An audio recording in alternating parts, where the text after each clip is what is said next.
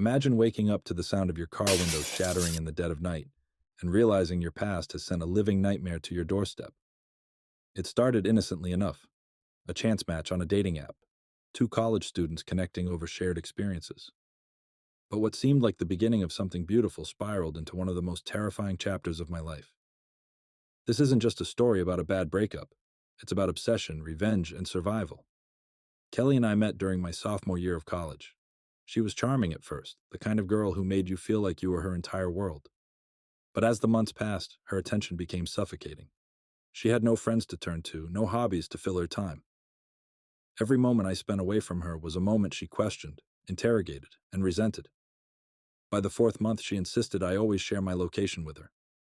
Nights out with friends became a battleground. If I didn't answer her texts within minutes, accusations flew. She demanded proof of where I was, who I was with, what I was doing. What started as concern turned into control. The breaking point came on a night I'll never forget. I'd been out with my friends drunker than I'd planned and stumbled home to find Kelly waiting for me outside my mom's house.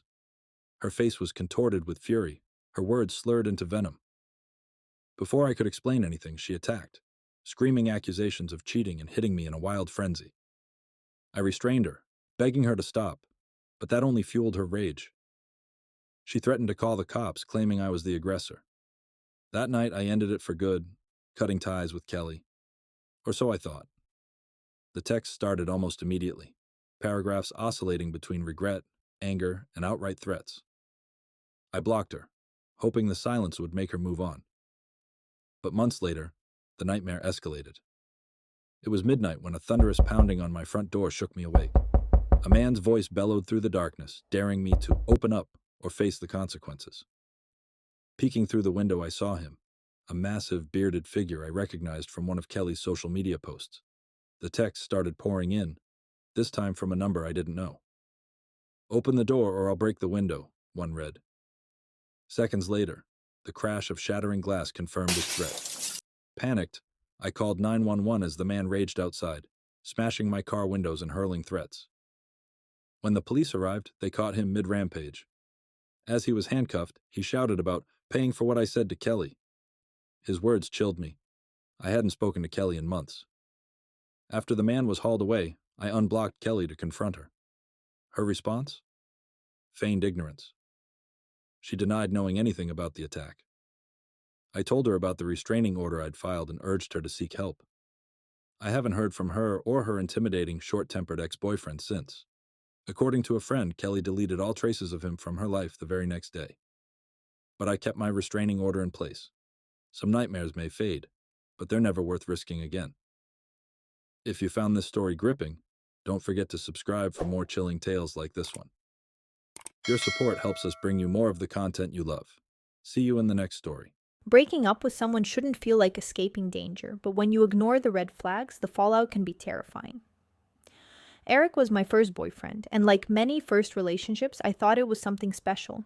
But what started as an innocent high school romance quickly spiraled into a lesson I'll never forget. A lesson about trust, fear, and recognizing danger before it's too late. I was in my junior year of high school when I met Eric. He was a senior at a different school, and we connected through social media. At first, everything seemed great. He was attentive, strong, and confident, the kind of guy who could make you feel like you were the only person in the world. Our dates were simple, grabbing pizza or watching movies at his house, but they felt special back then. But beneath his charm was a temper I didn't fully understand yet. He had this intensity, this way of reacting to small frustrations with bursts of anger that made me uneasy. At the time, I brushed it off as passion, not realizing how dangerous it could become. As time went on, I started to lose interest. There was a boy named Lucas at my school, and I found myself drawn to him in a way I hadn't felt with Eric for months. I knew I had to end things, but I dreaded the confrontation. Still, I decided to do it in person. I thought that would be the mature thing to do. Eric picked me up that night, sensing something was off the moment I got in the car. We drove for a bit before I worked up the courage to tell him, I think we should take a break. His reaction was immediate and terrifying. He slammed his fist into the dashboard, leaving a dent, and started yelling, demanding to know what he'd done wrong. I tried to explain, but his anger only grew. When I reached for the door handle, he grabbed my shoulder and begged me not to leave. He promised he'd drive me home, but as he put the car in gear, I realized we weren't heading toward my house. He was blowing through stop signs, his knuckles white on the steering wheel. Fear gripped me as I saw the woods approaching. I knew I couldn't stay in that car any longer. The moment he stopped on a quiet road, I bolted, running as fast as I could. He yelled after me, but I didn't look back. My mom came to pick me up, and I thought that was the end of it. 2 nights later, I was walking to Lucas's house, just a couple of blocks away. The night was calm, the streets quiet, but then I noticed movement in the bushes along the sidewalk. My pace quickened as I texted Lucas to come outside, telling him I thought someone was following me. He replied, "On my way," but my heart was racing. I caught a glimpse of someone stepping out of the shadows briefly. He was wearing a school jacket, not a hoodie, and even though his face was obscured, I recognized the height, build, and even the shoes. It was Eric. I knew it was him. The realization made my legs move faster, and as I approached Lucas's house, I heard footsteps trailing behind me. Before I could look back, Lucas ran out to meet me. At the same time, the figure in the jacket darted back into the bushes and disappeared down the street. My hands were shaking, but I knew Eric wouldn't stop until someone confronted him. The next day, my dad decided enough was enough. He drove us to Eric's house and knocked on the door, demanding to speak to his parents. From the car, I could hear him yelling, telling them that what their son was doing was harassment and that we'd involve the police if it didn't stop. Whatever he said worked, because I never heard from Eric again after that day. Looking back, my relationship with Eric taught me more than I ever wanted to know about red flags and what happens when you ignore them. For a while, I jumped at shadows, but over time, I learned to trust my instincts and never let fear keep me from standing up for myself again. Have a story about someone who crossed the line? Share it in the comments below.